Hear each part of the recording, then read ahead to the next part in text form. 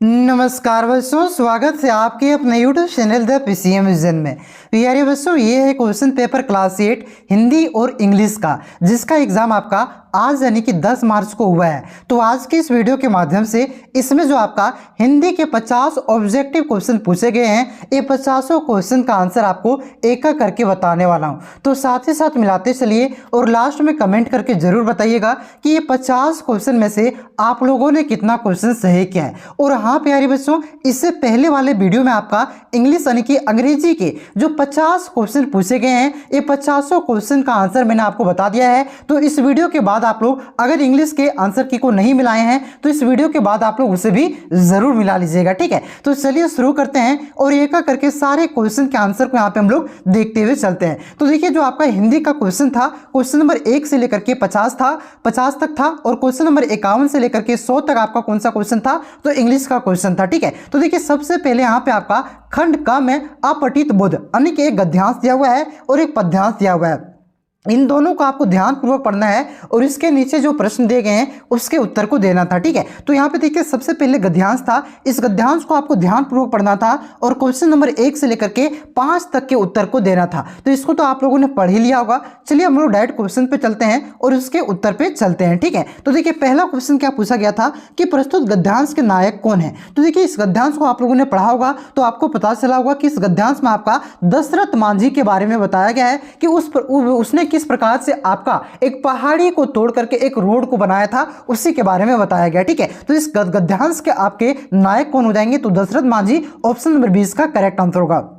और उसके बाद देखिए, अगला क्वेश्चन क्या है कि दशरथ मांझी के जीवन साथी कौन थी। तो दशरथ मांझी के जीवन साथी आपका फागुनी देवी थे, ऑप्शन नंबर 20 का करेक्ट आंसर आएगा फागुनी देवी। उसके बाद देखिए, अगला क्वेश्चन क्या है कि दशरथ मांझी की मेहनत कितने साल बाद रंग लाई। तो दशरथ मांझी की मेहनत आपका 22 वर्ष के बाद रंग लाती है, ऑप्शन नंबर 6 का करेक्ट आंसर होगा 22 साल बाद। उसके बाद देखिए, अगला क्वेश्चन क्या है, चौथा क्वेश्चन कि दशरथ मांझी किस वर्ष छेनी हथौड़ा लेकर पहाड़ के पास पहुंचे थे। तो ये आपका 1966 में, ऑप्शन नंबर 20 का करेक्ट आंसर होगा 1966।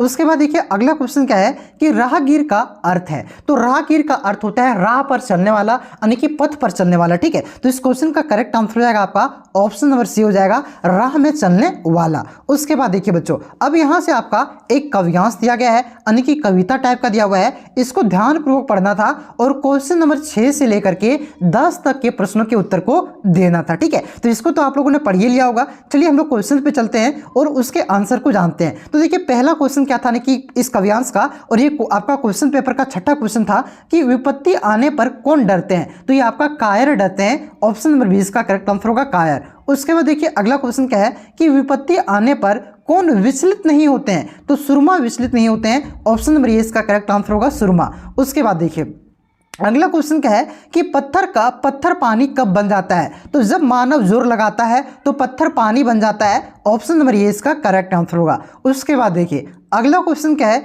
कि सूल का पर्यायवाची है।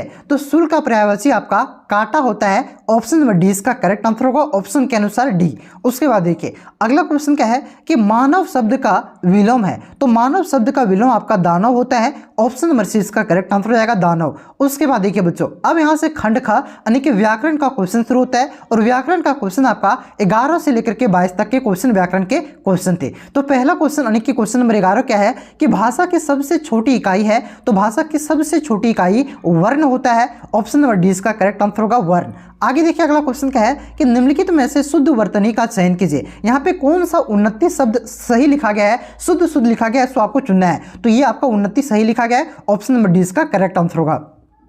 उसके बाद देखिए, अगला क्वेश्चन क्या है कि मनुष्य का भाववाचक संज्ञा है। तो मनुष्य की भाववाचक संज्ञा आपका मनुष्यता हो जाएगा, ऑप्शन नंबर 20 का करेक्ट आंसर होगा। उसके बाद देखिए, अगला क्वेश्चन क्या है कि परोपकार का संधि विच्छेद है। तो परोपकार का संधि विच्छेद आपका पर जोड़ उपकार होता है, ऑप्शन नंबर 20 का करेक्ट आंसर हो जाएगा पर जोड़ उपकार। उसके बाद देखिए अगला क्वेश्चन क्या है कि वनमाली एक समासिक शब्द है, यह किस प्रकार का समास है? तो वनमाली आपका एक तत्पुरुष समास है। ऑप्शन नंबर सी इसका करेक्ट आंसर हो जाएगा तत्पुरुष समास। उसके बाद देखिए बच्चों अगला क्वेश्चन क्या है कि प्राचीन शब्द का पर्यायवाची निम्न में से कौन है? तो प्राचीन का मतलब होता है पुराना यानी कि पुरातन। ऑप्शन नंबर 20 का करेक्ट आंसर रहेगा पुरातन। उसके बाद देखिए 17वां क्वेश्चन क्या था कि मुख शब्द का सही विलोम निम्न में से कौन सही विलोम होगा? तो मुख का विलोम हो जाता है वाचाल। ऑप्शन नंबर इसका करेक्ट आंसर रहेगा वाचाल। उसके बाद देखिए अगला क्वेश्चन क्या है कि पड़ोसी शब्द का स्त्रीलिंग रूप है। तो पड़ोसी शब्द का स्त्रीलिंग रूप हो जाएगा आपका पड़ोसिन, इस प्रकार से। ठीक है, यहाँ पे देखिए आकार की इस तरह से बिंदु दिया गया, इस प्रकार नहीं, इसका सही हो जाएगा पड़ोसिन। ठीक है, ऑप्शन नंबर सी इसका करेक्ट आंसर होगा। आगे देखिए अगला क्वेश्चन क्या है कि कपूर शब्द का तत्सम रूप होगा। तो कपूर शब्द का ये आपका कर्पूर हो जाएगा तत्सम रूप। ऑप्शन नंबर ए इसका करेक्ट आंसर होगा 19 का ए।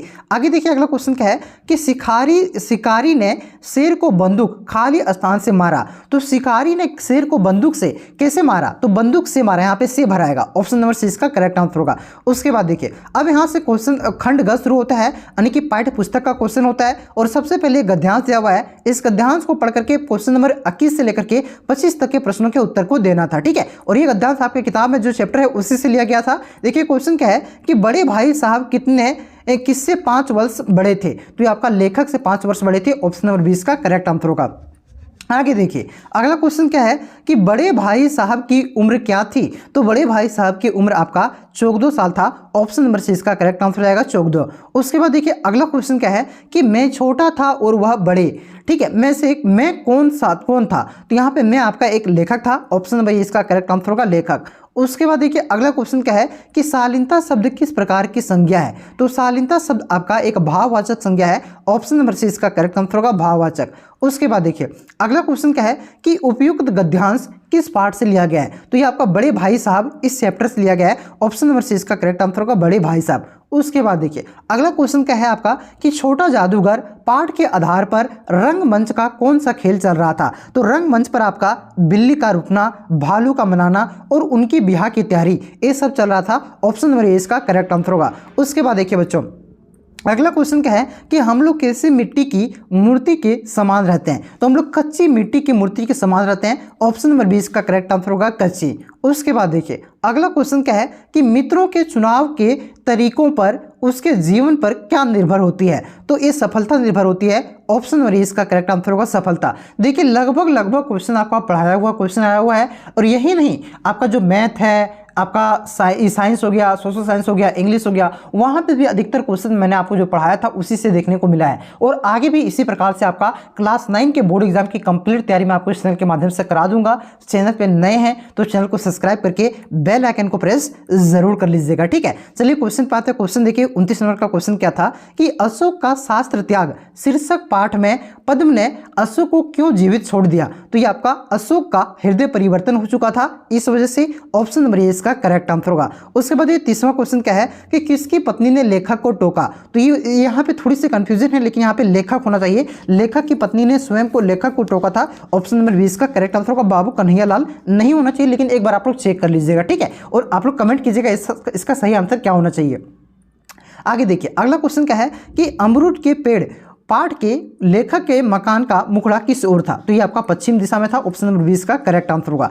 आगे देखिए अगला क्वेश्चन क्या है कि परिवार के लोगों ने किसके प्रति उदासीनता बरती? तो ये आम के पेड़ के प्रति। ऑप्शन नंबर ये इसका करेक्ट आंसर होगा आम के पेड़। उसके बाद देखिए 33वां क्वेश्चन क्या है कि क्या निराश हुआ जाए? पाठ के आधार पर नेता जीतने के बाद किस साधन के फेरे में रहते हैं? तो ये आपका सुख सुविधा के साधन के फेरे में रहते हैं नेता जीतने के बाद। ऑप्शन नंबर सी इसका करेक्ट आंसर होगा।